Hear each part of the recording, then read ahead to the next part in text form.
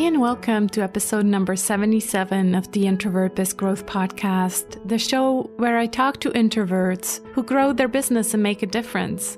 I'm Sarah Zinekroche, and so excited that you are here with me today. I'm actually about to leave, or as you're listening to this, I might already be in Crete for a 1-week family vacation over Easter, and I'm looking forward to it. Last time I was in Crete was when I was 17 or 18, and besides the nightclubs and the Vespa we rented with 2 girlfriends, I don't remember that much of the culture and, sights and all of that, so looking forward to it. I have a wonderful conversation for you today with Mariana, but first I'd like to tell you about a free online workshop I have coming up upon my return on April 26th. In this free 60-minute workshop, I'll walk you through my 1-page marketing plan and show you how to plan your next product or service launch so you can market it without anxiety. This is something completely new that I'm putting together, and the process is straightforward, simple, beautiful, and not at all dry because I've come up with my own version of the 7 P's of marketing. That is why the 1-page canvas can be so powerful and transformative. So if you'd like to join us, it's happening on Friday, April 26th at, I believe it's 9 a.m. Eastern.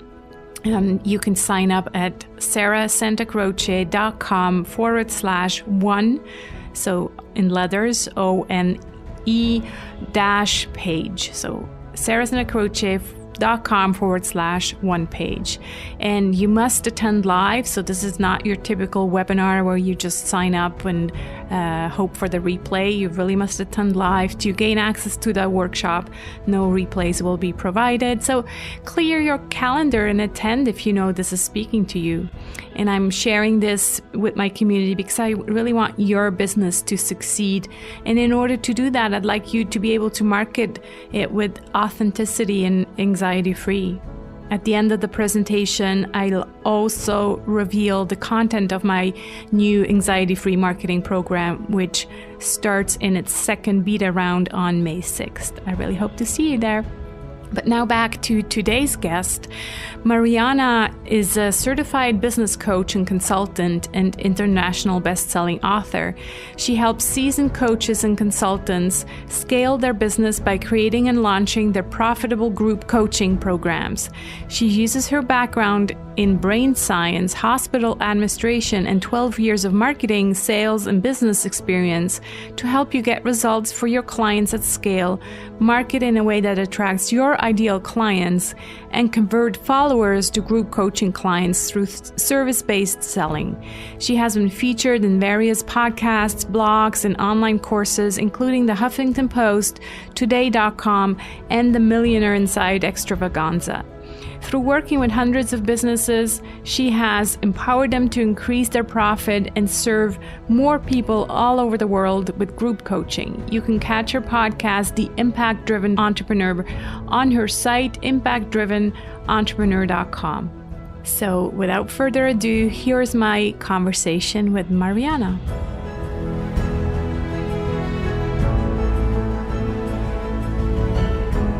Hi, Mariana. How are you? Great. Thanks for having me, Sarah. Yeah, it's an honor. I think we booked this interview like last year. So I was like, yay, finally, we can talk to each other. Yeah. So excited.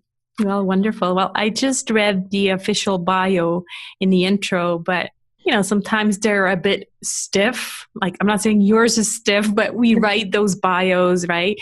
And what I want to do is I want to go behind the bio and really find out about who you are, and also how being an introvert and running this business that you are running, how that, kind of impacts the way you do business. So tell us all about it. Yeah, so it's so funny. Okay, so let me go back to how I got started with business, if that's okay. Yeah, and then my background is in nursing. I've always been an entrepreneur at heart. but I have two parents who are both college professors. So it really sends you down this rabbit hole of like wanting to please your parents and also go down academic routes, for me anyways. And so I did that, and I started with a psychology degree, and then I really wanted to practice right away. And I realized that with psychology, I wouldn't really be able to do that. And I was really more into the structures of the brain than I was about all of the mental health, and mental illness side. So I went down the nursing route and ended up working in brain surgery, which is like tons of introverts working there. I'll just say that, right? Like there's nothing like a neurosurgeon. I have never had one on the show. So we, so that field was really, really intellectually stimulating for me, but physically draining because it was very, very long hours and just like all hours of the night and day working. And so I eventually decided to climb up the corporate ladder, and I was in hospital administration. I was going to oversee 3 hospitals. My supervisor had asked me, and that same week I gave birth to my daughter, who was a preemie, just 28 weeks old and weighing 2 pounds. So kind of like this weird course that like your life takes, and you're like, oh my gosh, everything I've built for all these years just kind of like completely shifted. Now, because I had that internal entrepreneur aspect to myself, I already had a side coaching business.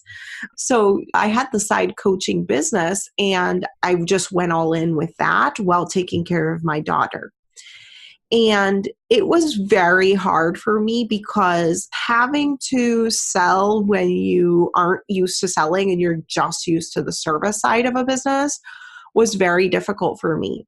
And I think that's when like the introvert in me was like really struggling, because it was like, oh my gosh, I have to be out there. I have to be on video. I have to, show up and market and sell my business and what I do.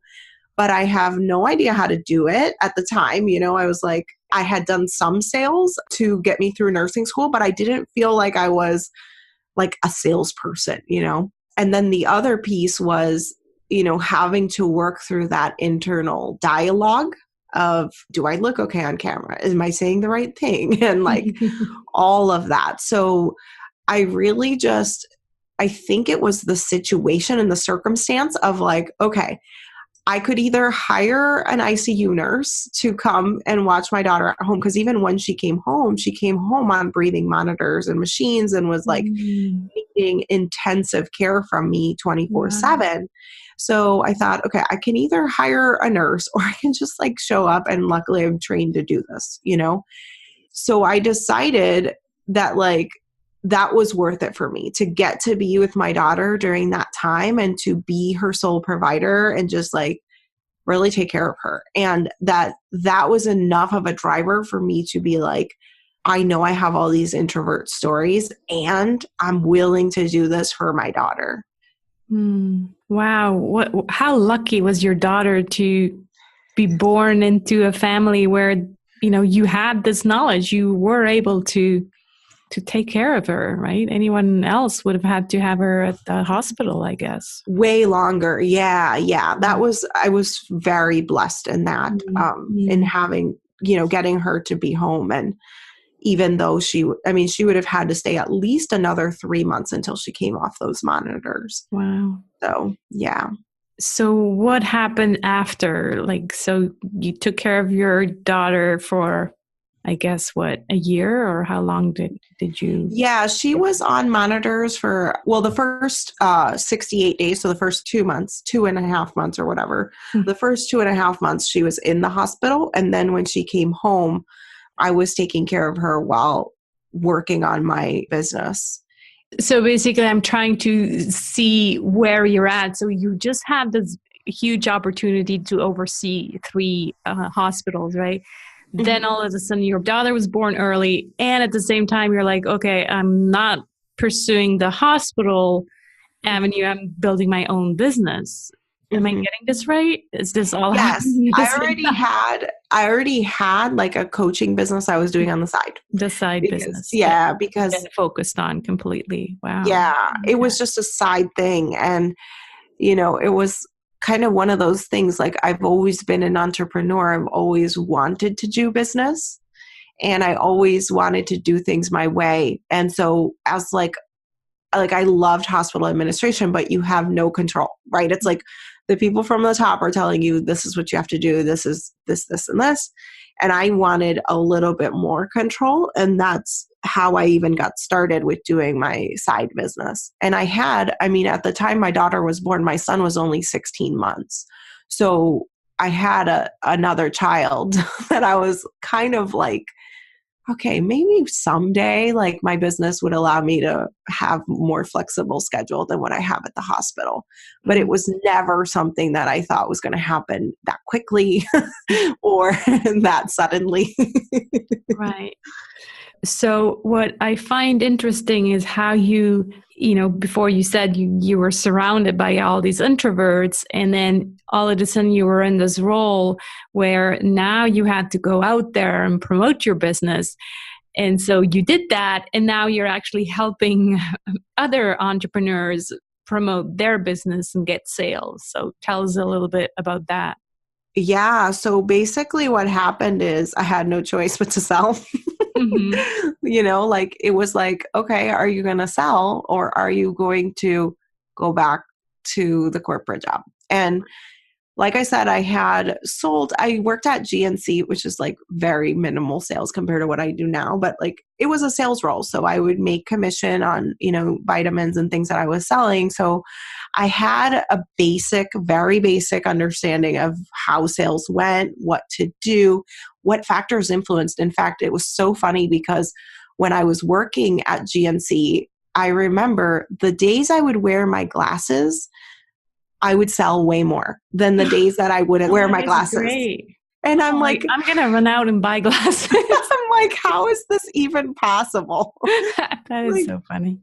So just little things, right? But those little things, and as I started really delving into, because I love brain science, I got into all the psychology of how sales works. And so that all started to really come full circle to me. And like, I got to integrate my passion for the brain and psychology, but then at the same time do it around sales and selling and influence and all of that. For me, it was just kind of like, even though I was in this strange, odd position, like I was really fascinated, especially that brain side, right? It's like, what are the factors, right? Like, how does this work? And like, I went to like old school books, like, influenced by, Robert Cialdini, like old school, very basic psychological principles. And like, okay, this is really actually quite interesting.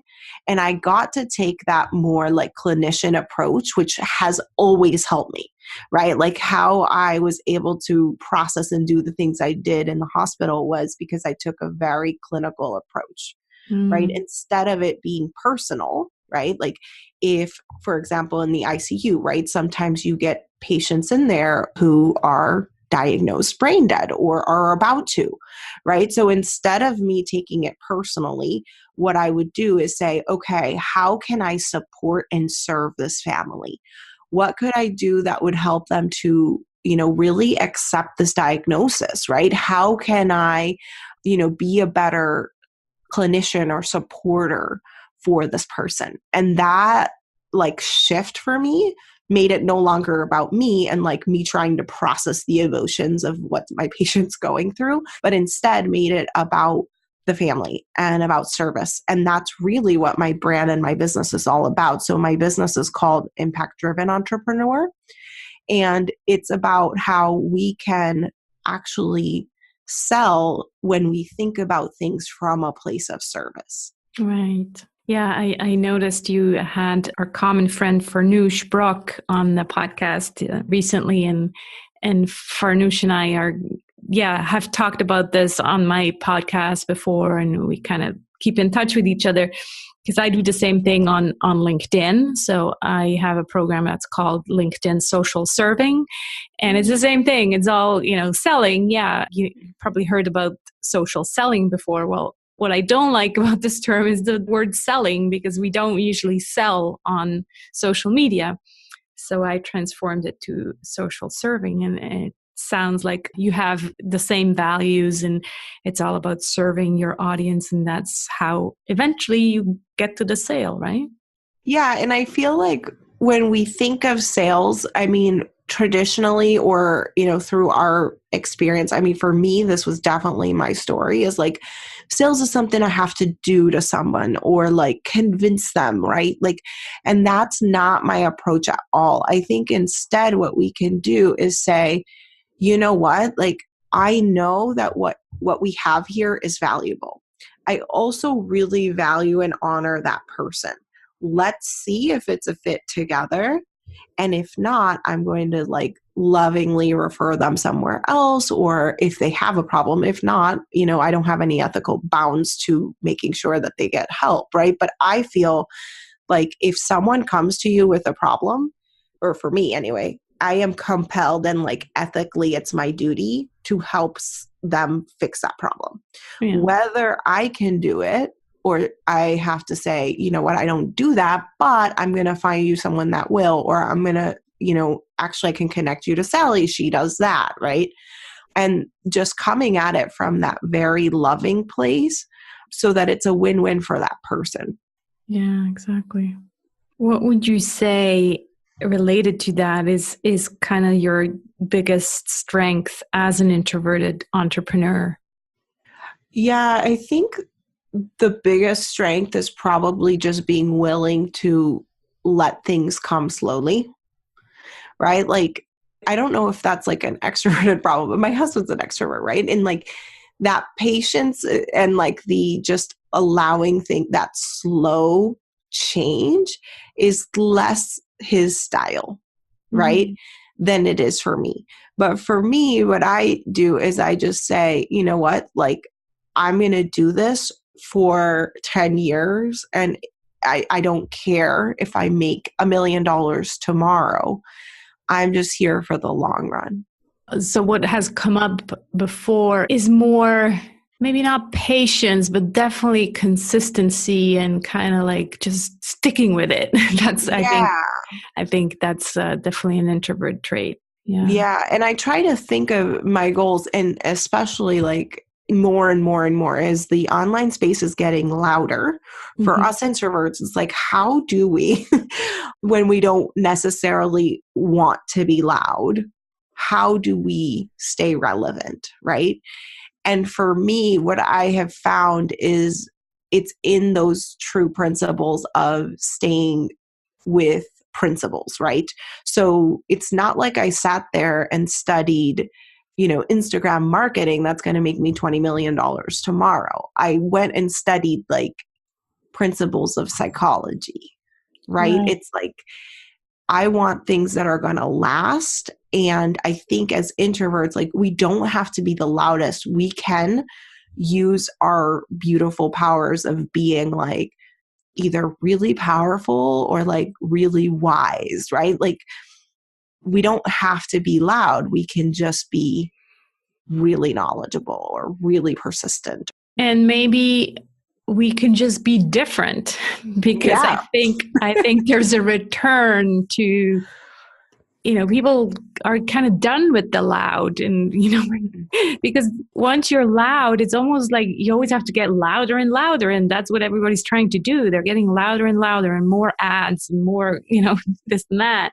where for us, it's like this consistency. And so we're just different, I guess.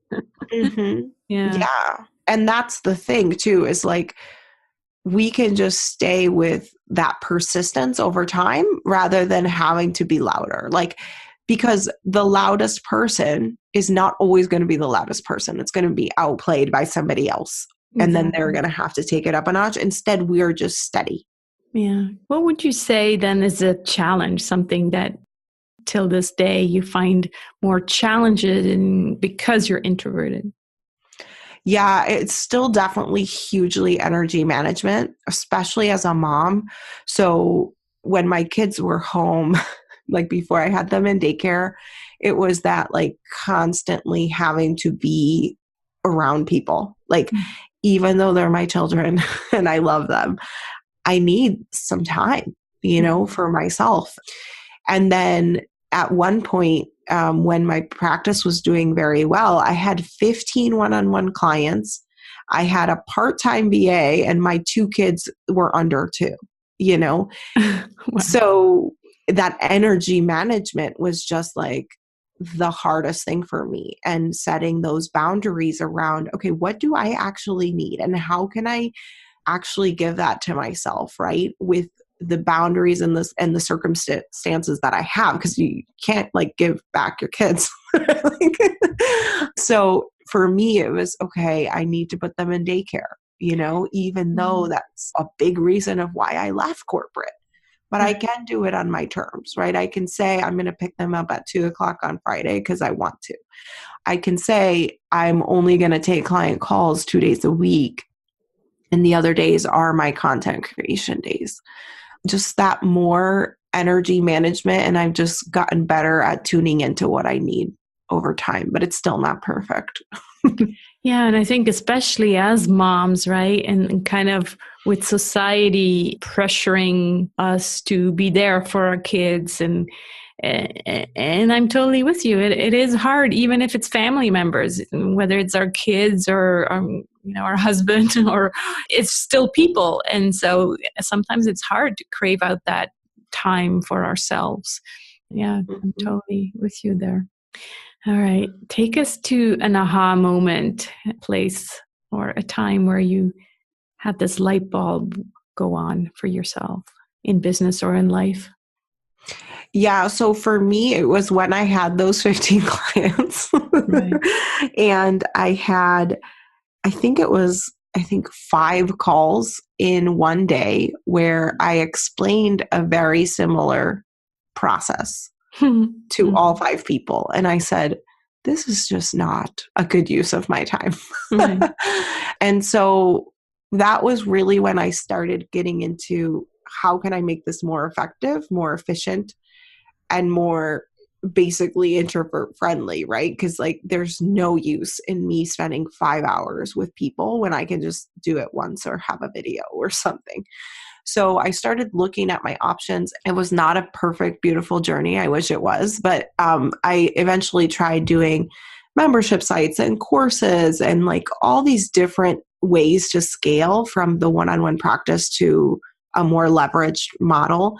And eventually I figured out about group programs, and I figured out my way of doing group programs, which it's just like anything, right? If you've done a course or even one-on-one, right? Like everyone has their way. So like I was trying to do it based on someone else's model. It wasn't until I figured out the pieces that I needed and wanted for myself that I like finally felt like, okay, this is amazing.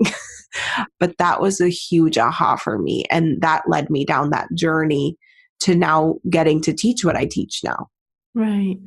I think what's so key is what you just said, is that you can follow someone else's model and there might be good elements in there, but you still need to find what works for you, because, we try to find coaches or mentors that are, kind of aligned with our values, but yeah, they might be different kind of people. And so what works for them doesn't necessarily mean it's going to work for you. So I think that's so key for the listeners who are, working with coaches or trying to find the coaches. Like, don't take everything they tell you for granted, because you still need to adapt it to your own life and business module.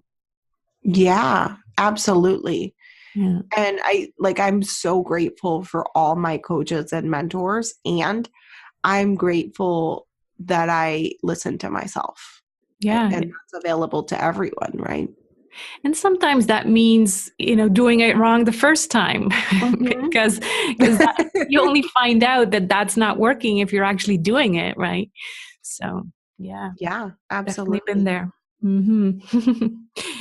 All right, let's talk about the 3 golden nuggets. So these are habits and internet resources and stuff that you do on a regular basis. So the first one is the habit, something that you do that you think contributes to your success. Yeah, for me, it's definitely mindset work. So every single day, I do at least journaling, at the very least, where I will write down kind of like a dumping of everything going on in my brain. And then just really coaching myself through what I'm thinking and going through. So that's like number one key, like every single day. Even on weekends. Even on weekends. Yeah. And sometimes a couple times a day. I always tell my clients, like, mindset work, and it doesn't matter like what your method is, right? Like some people like visualizing or whatever. I mean, whatever your flavor of that is, but it's like brushing your teeth, right? It's like, I'm not going to say I'm not going to brush my teeth today. Or, some days I have extra stinky breath, right? Like I had onions for lunch, right? I'm going to go brush my teeth again. Right. So like that's every single day, consistent. And I think it just helps me. I always think of it as like just getting my brain to be screwed on the way I want it to be and just being very intentional. I like that. I'd like to call that a yin habit, and then something more yang oriented, you kind of like the more doing stuff. So something that you use online, a tool that you'd like to share. Yeah. So my go-to tool is Asana, hands down, because it tells we have different projects within the business. And then based on what we're doing with each project, I know exactly what I need to do every single day in my business based on our processes, our projects, and like utilizing that tool. And then I know what everyone on my team is doing. So it's easy to manage them and make sure that they're working on the right outcomes. Awesome. Yeah. Other people have mentioned that one before. So I think I just actually started using it. So I can't say whether I like it yet or not, but I definitely think since many guests have mentioned it before, it's definitely worth looking into. So I'll link to that. And then what kind of book would you recommend and why? Yes. So depends how far down the rabbit hole you are. But I really loved reading Conversations with God. It's not a religious book, it's a spiritual book, but I think that's the book that has completely changed my life the most. It's a trilogy and really just allowing me to go to the depths of like, myself in a way that I never thought was possible. Who's the author of that? Neil Donald Walsh. Neil Donald Walsh. Okay, well, we'll make sure to link to that. Thank you. Never heard of it or never read it either, so definitely going to check that out. We're coming to the end here, but I have still two very important questions. The first one is, what comes up for you when I say marketing with integrity? Yeah, for me, that means listening to my intuition and honoring it. So important, right? I mean, I find it always fascinating when I do recognize, oh, wait a minute, this is my gut talking. So just stop right here. If the gut says no, then it's a no. But sometimes the mind then is like, yeah, but what if? And, this is an opportunity. And then you're like, stop. No, remember the first thing that came up. That's what you need to listen to. Mm-hmm. Is it always very obvious to you, or do you sometimes do that as well, where the mind and the gut talk to each other? No, it's like I'm very cerebral, like I call it, because I do the thinking, the thinking and the overthinking. Uh-huh. So it's been, like I said, more of like a spiritual journey for me to allow myself to tune in, right. And I think so many times for us that like we're introverts and we're smart, right? Like we're logical, right? Like that can be really hard because sometimes intuition has zero logic. Yeah, I know. It's so hard to explain. And it's funny because I just recently discovered that I'm INFJ on Myers-Briggs, but I was like, well, what does that mean? And my husband always said, oh, it's your female intuition, right? It's kind of just this label.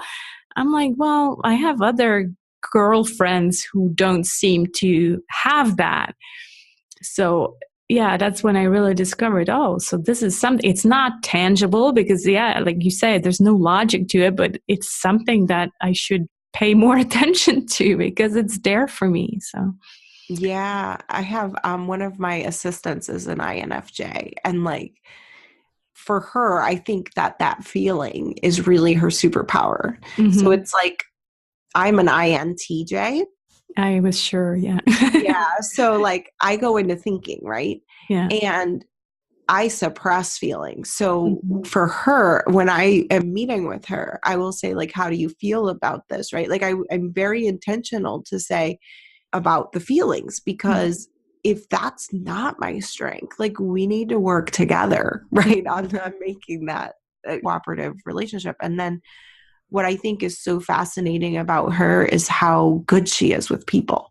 You know, she's just like incredible with people. She remembers so many things about so many people.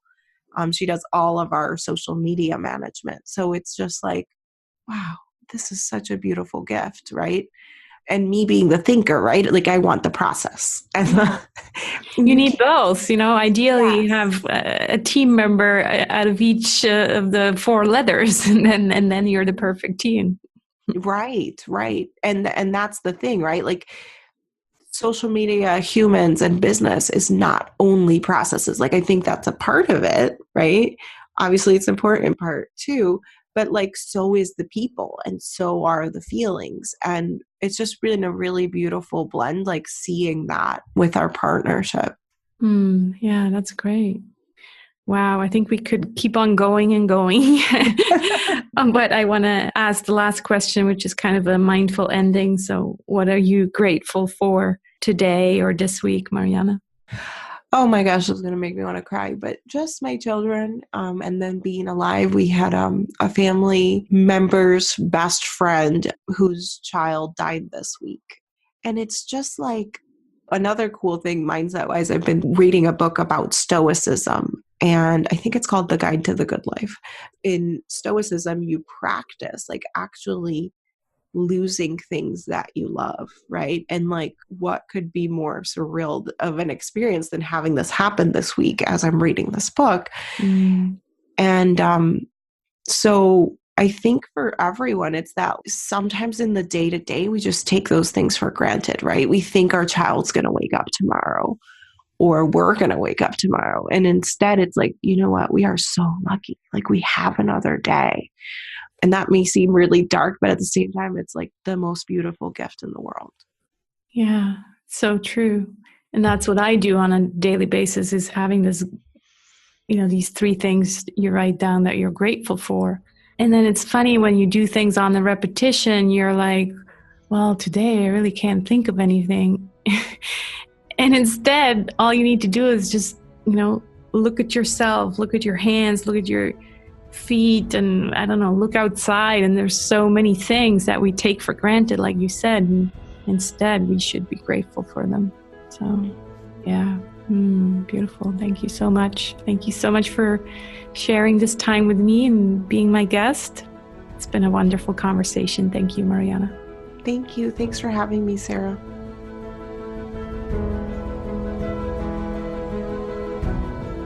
That's it on this episode of the Introvert Biz Growth Podcast. You can find out more about Mariana at impactdrivenentrepreneur.com. And as always, you'll find this episode's show notes at sarahsanacroce.com/episode 77. And again, if you'd like to start marketing without anxiety, please join me on April 26th for the free one-page marketing plan workshop. You can register at sarahsanacroce.com/one-page. That's one, the word one dash page. This is Sarah Sanacroce signing off from the Introvert Biz Growth Podcast. Remember, you need to use your unique introverted superpowers in order to make a difference.